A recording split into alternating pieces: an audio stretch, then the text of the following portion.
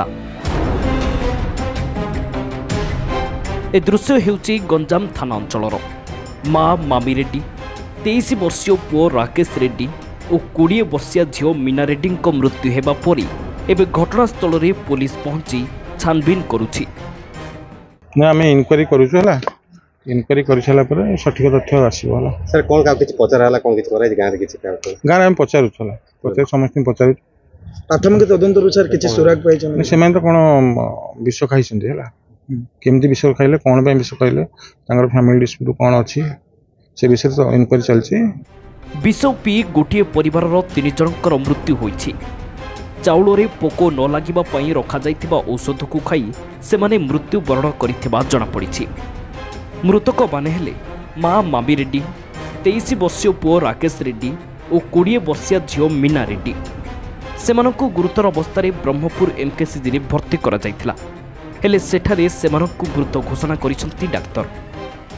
घटनास्थल से ग्लास पीते से विशेष पड़ी ग्लास सब लगी से चली इनक्वारी चली। सर तदंत जो आसी साइंटिफिक टीम पहुंचले साइंटिफिक टीम डाकू 2 वर्ष तले बापांकर मृत्यु होइतिला आउ एबे माँ सह आखि बुझिले भेंडिया पुओ झियो कौन पाई घटिगला एमिति तेबे माँ पुओ झियो काहेकि विष खाइले ताहा वर्तमान सुद्धा जना पड़ी नाही। ब्यूरो रिपोर्ट खबर संगे संगे।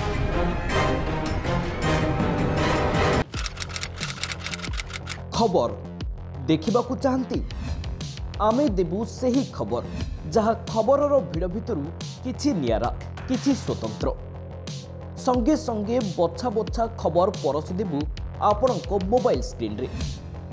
खबर भितरी रहिबो आम गाँ आम सहरर पिकनिक विवरणी उपलब्ध हेबो राजनीति स्वास्थ्य शिक्षा बीट सह देश विदेशर हॉट न्यूज।